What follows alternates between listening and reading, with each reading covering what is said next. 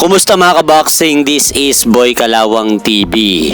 So sa naganap na bakbakang Bakram Murtasalyev versus Josh Kelly mga idol na ginanap po kanina sa Newcastle Arena, England, na-upset nga po mga idol ni Josh Kelly itong dating kasalukuyang kampiyon na si IBF World Super Welterweight Champion Bakram Murtasalyev sa kanilang naganap na bakbakan kanina sa bansang United Kingdom.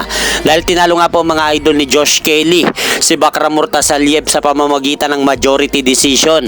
Kaya po ngayon, si Josh Kelly na po mga idol ang bagong IBF World Super Welterweight Champion. At dahil sa panalo na yan ni Josh Kelly kanina sa bansang United Kingdom mga idol, umabante na po ngayon ang record dito sa 18 wins, only 1 loss, 1 draw with 9 knockout. Habang nakatikim naman po si Bakram Murtasalyev ng kanyang kauna-unahang talo sa kanyang professional boxing career matapos nga pong bumagsak ang kartada nito sa 23 wins at may isang talo na sa kanyang boxing record.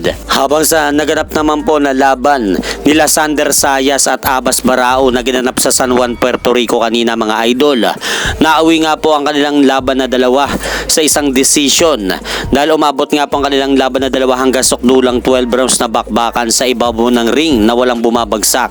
Kaya ang hatol lang hurado mga idol via split decision para sa dalawa sa score na 116-112, 116-112 at 116-112 pabor kay Sander Sayas. Kaya napanalunan nga po mga idol ni Sander Sayas ang titulong WBA World Super Welterweight Championship belt sa laban.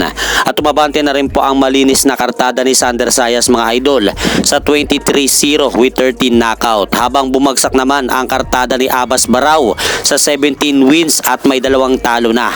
At sa kabilang banda naman, sa naganap na laban nila Teofimo Lopez at Shakur Stevenson na ginanap sa Madison Square Garden, New York, bigo nga po mga idol madepensa ni Teofimo Lopez ang kanyang WBO and the Ring Junior Welterweight Championship belt laban dito kay Shakur Stevenson kanina. Dahil magmula first round hanggang matapos ang 12 rounds mga idol, ipinakita nga po ni Shakur Stevenson ang kanyang boxing skill sa ibabaw ng ring sa kanilang naganap na laban ni Teofimo Lopez.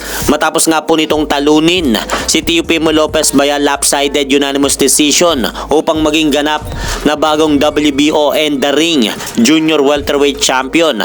At ito na rin po mga idol ang ika-4 na dibisyon ni Shakur Stevenson na naging kampiyon sa magkakaibang dibisyon.